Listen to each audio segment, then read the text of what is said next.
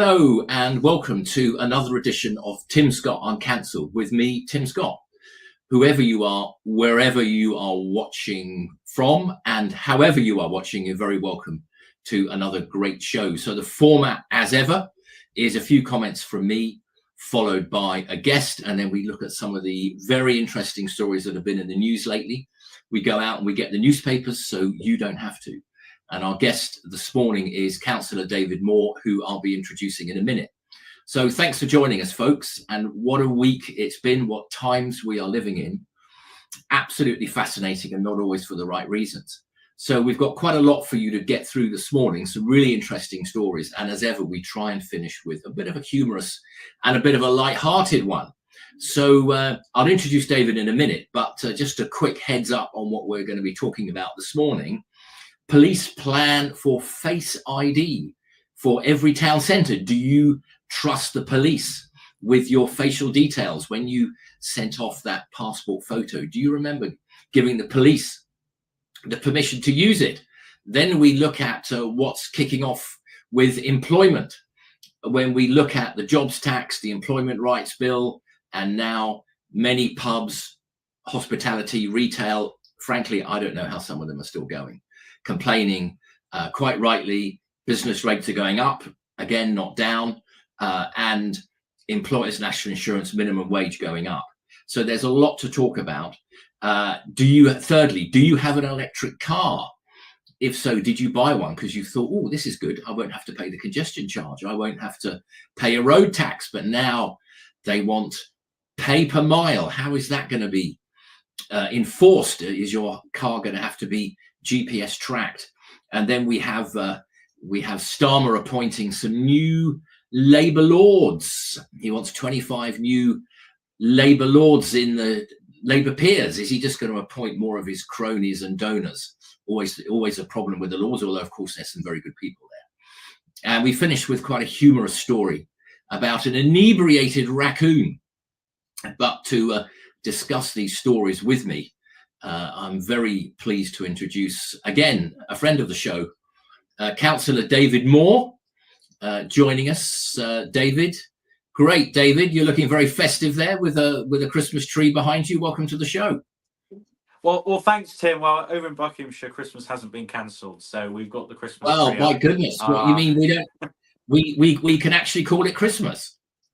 Well, indeed, and in fact, Tim, I've actually been quite passionate about this. When we see words like season's greetings or happy holidays, it's like, yes. Well, how come every Christian festival has to be called something else, but every other religious festival rightly has its own name? So, we should call Christmas what it is, Christmas and the birth of Christ. Well, yes, indeed. And as somebody once said, if you take the Christ out of Christmas, you're left with M&S. Although our fridge is usually packed with their food every Christmas, I must confess. But no, fair point. Sorry, if I may, Tim, there's a sign outside Beaconsfield, obviously, where we're all roughly based, and it says Jesus is the reason for the season. Thank you. Well, thank you. That's a good reminder, David. Thank you. So it's definitely Christmas in your house and not Winterval. Yes, indeed. It's very warm, cozy. Good. I see there's a fireplace. Yes, I tried to get it going earlier, but it's died out a bit. But that's okay. I'll restart it later. Yeah, just pour some extra petrol on, David. It usually works. But anyway, okay, all good stuff. Thank you. And our first story is quite an interesting one, and this is from the Telegraph recently, and a very interesting one. Police plan Face ID in every town. Here it is. Police will be given access to Britain's passport database to catch criminals under the guise of, I would suggest, facial recognition technology or software that will be deployed in every town, city and village. Labour is proposing, it says here, that police should compare photos of crime suspects from CCTV, doorbells and dash cams against facial images on government databases, including people's passports. Well, David, I renewed my passport just recently because it was coming up to its 10-year break. I don't remember giving the police permission to to use my rather sorry looking mugshot in this way. I don't know how you feel about it. I mean, if you feel there are some good points about it, please say. I don't think this is positive at all, Tim. And the reason why is how come the law-abiding, tax-paying British citizen, who is the majority of this country, who accepts the policing by consent and the social contract, that if you are to abide by the law, you are protected by the law. But right now, the people of law-abiding people of Britain have been told to sacrifice more of their freedoms, whilst other people take advantage of our legal system, whether it be through the small boats, whether it be the two-tier policing situation, which I do think is nuanced. But what I will say is, Tim, is I went on a police ride along not long ago, and what I saw was really eye-opening. Actually, the police, have so much on their plate right now, and what I especially saw was the lack of policing capacity of actually tackling real crime, such as burglaries, such as dealing, for example, there's issues with people who are undocumented, illegal immigrants. A lot of them have been here for like 5-10 years plus under the system. Bringing in this ID will not change that because they don't carry ID anyway. We would have to sacrifice more of our freedoms because the political system wants to survey more. It wants to push this towards a social credit style system that China has, where, like a credit score, if you say something wrong online or if you say something politically incorrect, they could basically limit your credit. So this is a slippery slope, and it is not a win. Is that the message, David? Police are streets, not our tweets. Exactly. And I know for a fact that with policing at the moment, with the backlogs they are facing and the capacity issues, policing online, policing tweets, policing law-abiding citizens who are having an opinion online is detracting from real crime. Yeah, I think, is there an issue here, David, that the police are taking the easy way out, that getting out on the streets in the cold and the wet, and you've got to deploy people out and trying to tackle people, trying to arrest people who may not want to be arrested, is quite a bit more difficult than sitting in an office looking through people's social media accounts. But what I will say is, when I witnessed the police, a lot of them were out on the beat, but the problem is there weren't enough of them, and also they had those capacity issues. It's the politicians that need to change the rules, because policing now, if a police constable, the amount of red tape they have to face when it comes to arresting, when any kind of decision they make now, they have a fear of being kind of held before a civil service style tribunal. This is the nonsense they have to put up with. Let the police be able to go back to traditional policing on the beat, policing by consent, local bobbies on the streets, and the politicians need to get out of policing and stop messing it about with PC ridiculous policies, in my view. Broadly agree, David. Broadly agree. I'm a bit worried about where we're going with all this, live facial recognition technology. Quick word from you before we move on to the next stories. Police and crime commissioners have been abolished. One of many elections to be abolished, we're hearing. Labour don't want these mayoral elections this next year. They want them in 2 years' time. Your thoughts, just very briefly. I mean, our guy here, Thames Valley, Matthew Barber, I always quite liked him, but your very brief comment on, as a local councillor, you've obviously been out with the police on abolition of police and crime commissioners. I think it's actually a mistake. I think Matthew Barber is a fantastic police and crime commissioner. He's invested in my ward and many other wards. For example, in Farnham Common, he helped us get new kissing gates to stop illegal quad bikers. He helped with CCTV funding as well. He's a single point of contact. When you need to contact something about any issue you have with policing and crime, he's there. What they're going to replace it with is a committee of councillors who is going to cost the taxpayer more, who are going to be on an allowance, and you're going to have no single point of contact, and it's going to give more powers to unelected officers in that police authority, whereas Matthew Barber is elected, so he's accountable. So I actually think it's a mistake, Tim. I agree. I think police and crime commissioners, it was an experiment that wasn't really given the priority or the powers that it needed. The cost was tiny compared to the overall police budget. And I think it gave a link between the public and the police. And he was visible. he had to be elected. So I agree with you. I think it's a retrograde. I think it's an unfortunate step. But so talking of steps, we move on to our next story. And this is from the Daily Express. And we have a mugshot here of Keir Starmer. And this is looking at hospitality, looking at the retail sector, looking at hotels. And the criticism here from Kemi Badenoch at PMQs, saying first it was the jobs tax and then the employment rights bill. Now they've withdrawn business rates relief. I've got to say, David, I don't know how some of these places are still going with everything that's going on. Small businesses has been hammered hard for the last few decades, and now this is almost like the nail in the coffin at this point. Small businesses who are already facing huge issues with NI, trying to employ people is already, the costs, overheads are already through the roof, and now once again they're being hammered once again to a considerable degree. And the losers of this budget are the strivers. The losers of this budget are those who work hard, who want to pay their taxes. And this country is full of wonderful small businesses who work hard, who graft, and being punished even more to subsidise terrible economics of giving to those who do not be productive and taking from those who work hard. And small businesses are the fabric of this country. So it's really concerning. Yeah, I mean, at PMQs the other day, Prime Minister's Questions, a Liberal Democrat MP got up and spoke of a woman who runs a shop in her constituency. And it's so difficult is she finding it. She hasn't been able to draw any earnings for 4 months. And, of course, this is the thing when you run your own business. Everybody, you're quite rightly, your staff, your suppliers, the revenue you get paid, you pay yourself last. I worry about pubs in particular. Loads of pubs are closing.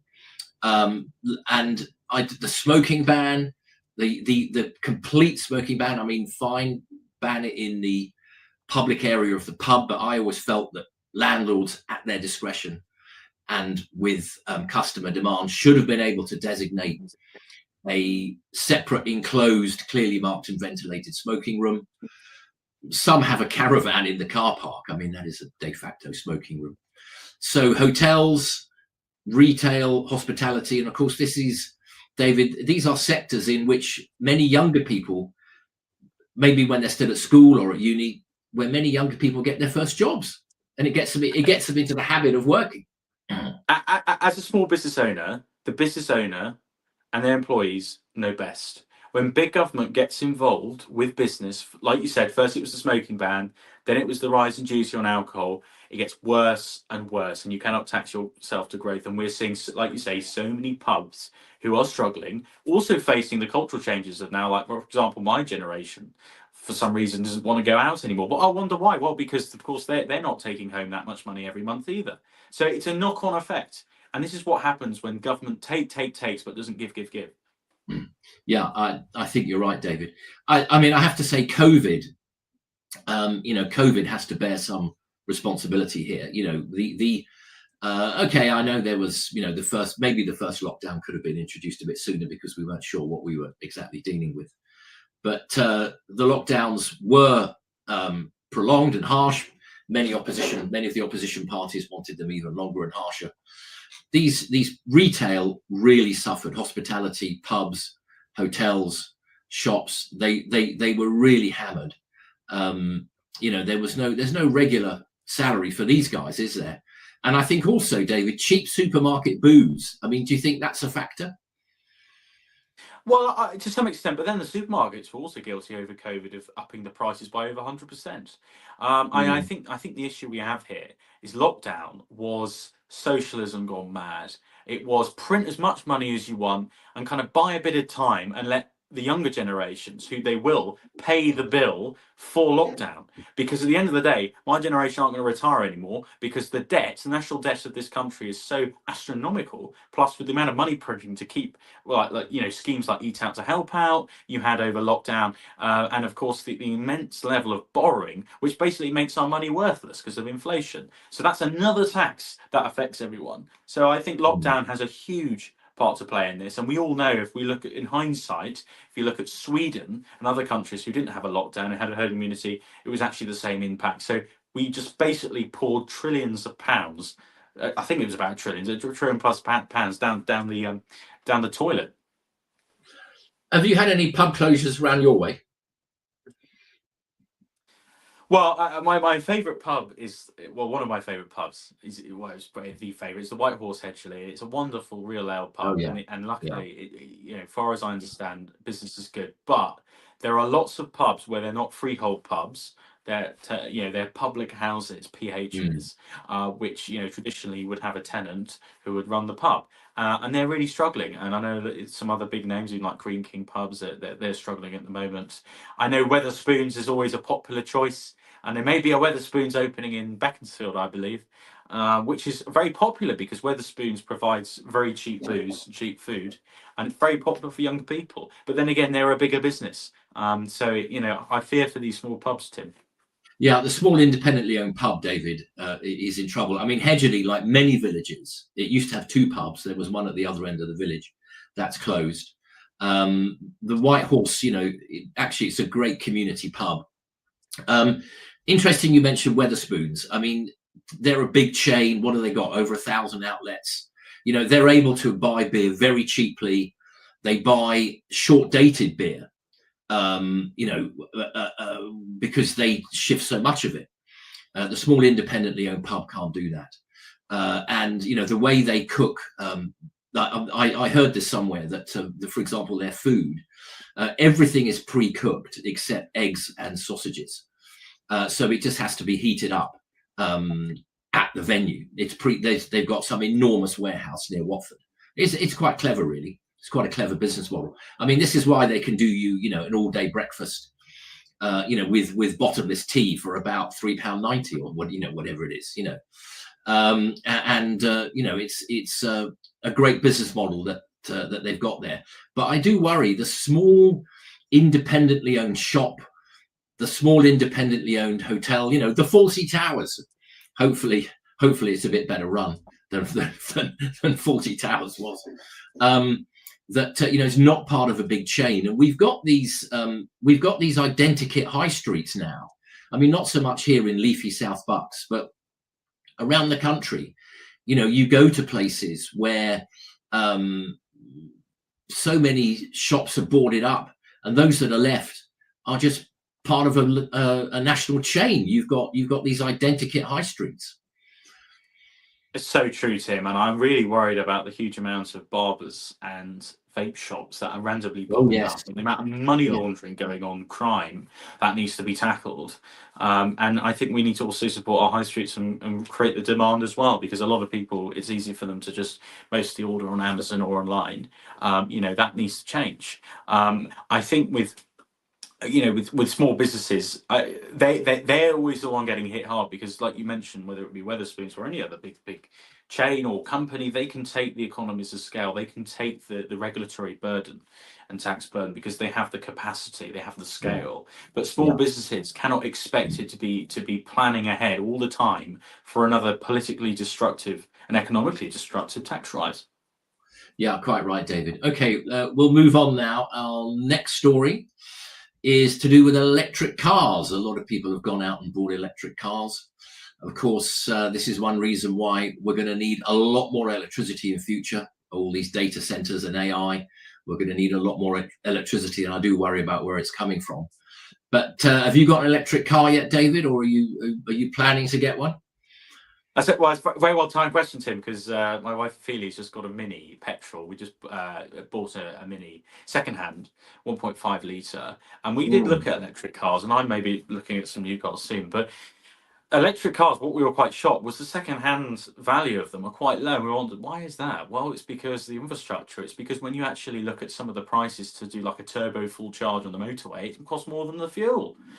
So you've got issues with capacity, you've got issues with infrastructure with electric cars, but also you have issues with supply chains. The amount of lithium required to make these things, especially with some of these dodgy supply chains where they've been using African children to mine the lithium, raises a lot of concern. So I think EVs, it just shows really, we were told that EVs were going to be tax-free and hybrids were tax-free. But of course, this hybrid tax that we're seeing is just an example of anything it moves, they'll tax. So, no one's safe. Yeah, so this is a tax. This is from the Times, and this is a tax on hybrids and also on electric cars. So it's a paper mile hybrid tax will hurt drive to hit green goals. A paper mile tax on plug-in hybrids (brackets as well as electric cars) could push motorists towards more polluting cars. Ministers have been warned, but will they listen? Plug-in hybrids, which can switch between battery power and a conventional engine, will in effect place double tax while running on petrol or diesel from 2028. This is because motorists will pay fuel duty on top of 1.5p a mile charge. It'll be 3p for electric vehicles. Just watch as that goes up at every budget. And for electric cars announced in the budget, industry experts believe it will deter buyers and more people will turn instead to a mild hybrids. And of course, you've got this thing with all the toing and froing with the date by which motor manufacturers were supposed to be producing a mandated number of cars that people were reluctant to buy. And then they were going to get penalized for every petrol and diesel car that they produced over that. I mean, that was going to be 2040. Then Boris brought it back to 2030. And then I think Labour kicked it back to 2035. I mean, it's a lot of uncertainty for the motor industry and planning ahead. And our motor industry, I mean, quite apart from the cyber attack on Jaguar Land Rover, hasn't really done the motor industry any great favours. But I wonder, David, what do you think? What's the future of electric motors in the UK? We have to be pragmatic and realistic and understand we cannot replace every vehicle with electric. There isn't enough lithium, there isn't enough infrastructure or capacity. People can't afford the electric infrastructure required for EVs.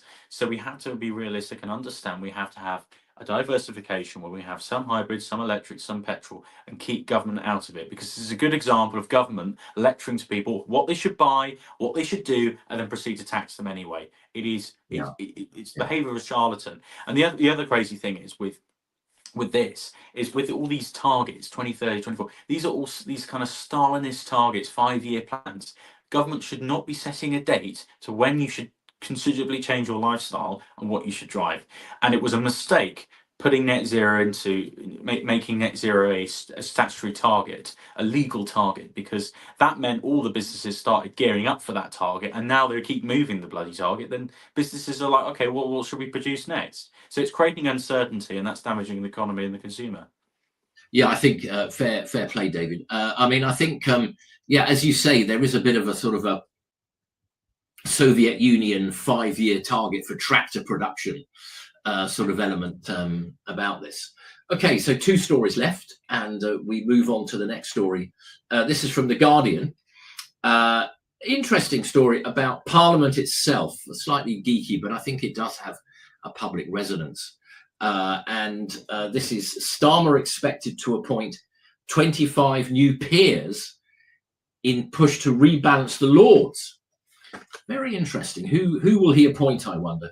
Keir Starmer is putting the finishing touches to a list of dozens of new peerages. This is a job for life, of course, aimed at strengthening Labour's hands in the Lords, with Rachel Reeves, outgoing Chief of Staff, expected to be among them, obviously for doing such a fantastic job.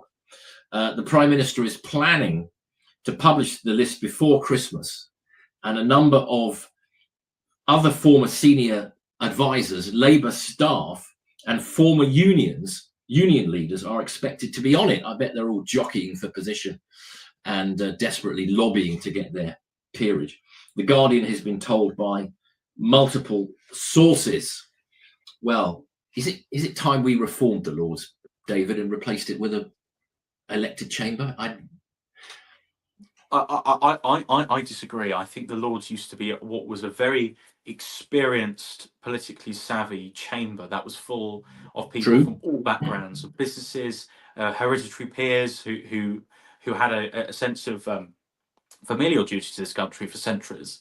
And now what Labour do is get rid of hereditary peers that have been there for centuries, destroying 1,000 years of constitutional history, and replace them with, like you say, some donor crony that's just going to vote Labour regardless. The whole point of the Lords is they do not vote like the Commons. And on issues like assisted dying, it is the Lords that is keeping up the fight when you had a highly partisan Commons with a so-called free vote. But we all saw how Labour voted on the assisted dying bill. And we all know the Lords are actually debating this thoroughly and saying, and raising the alarm bell and saying, look, I'm a doctor, or this person is in the church. They have considerable moral concerns about the assisted dying bill, and that is what the Lords does. It is another form, a different type of scrutiny. And I really do disagree with people who, as well as people like Farage, who's in the past wanted to turn it into a Senate. Well, we're not America.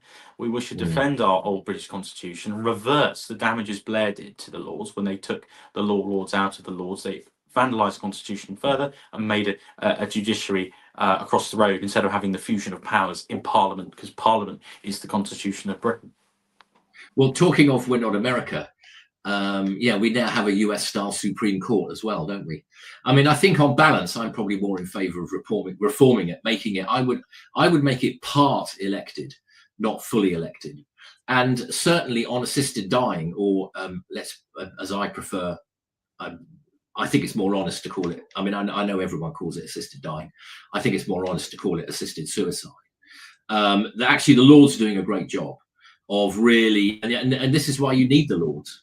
And not even I would argue for a fully elected chamber, because what you don't want is a party political chamber where maybe one party would hold a majority. Okay, interesting and great stories of the day. So we come to our last story of the day, and we always try and pick a slightly humorous or a light-hearted one.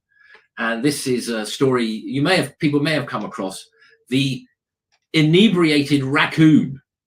And this is from the Daily Mirror. A raccoon, this is in America, a raccoon who ransacked an off-license and got drunk as a skunk was found sleeping it off next to the toilet. The intruder crashed through the ceiling, took down the CCTV and smashed bottles. Animal control officers took the sloshed creature to a shelter to sober up. She joked on social media, other than a hangover and poor life choices, the raccoon was unharmed and safely released back into the wild. And you can see down there, bottom left, the results. This was in the state of Virginia in America. The results of the raccoon's drunken rampage. David, is this animals imitating humans, do you think? Yes, it reminds me of the time when I think it was a bear raided a store and ate all the honey, but also fell asleep, not because of the alcohol and the honey, of course, but the sugars, when a complete sugar crash. But no, this is a very funny story. I think it's funny, isn't it? Because in the animal kingdom, you get away with a lot, because if that was a person, they would be charged for theft and damage and vandalism and maybe even face prison time. But this raccoon will be looked after fully. Yes, great story. And I think there you go. There's another one drinking what looks like quite a nice bottle of wine, actually. That what is that? Is that a gerbil or a meerkat or something? Drinking, at least he's got a bit of taste and he's drinking a nice bottle of wine. So, okay, so folks, that brings us to the end of the show. Thank you for watching. You can find us on YouTube, Unprecedented TV. Just go to YouTube and in the search box, type in Unprecedented TV. You'll find us there. And if you can give us a cheeky subscribe, that would be even better. My thanks to the studio and to our guest, David Moore. Great to have you back on the show, David. And so that's all for this time from Tim Scott Uncancelled with me, Tim Scott. Thank you for watching.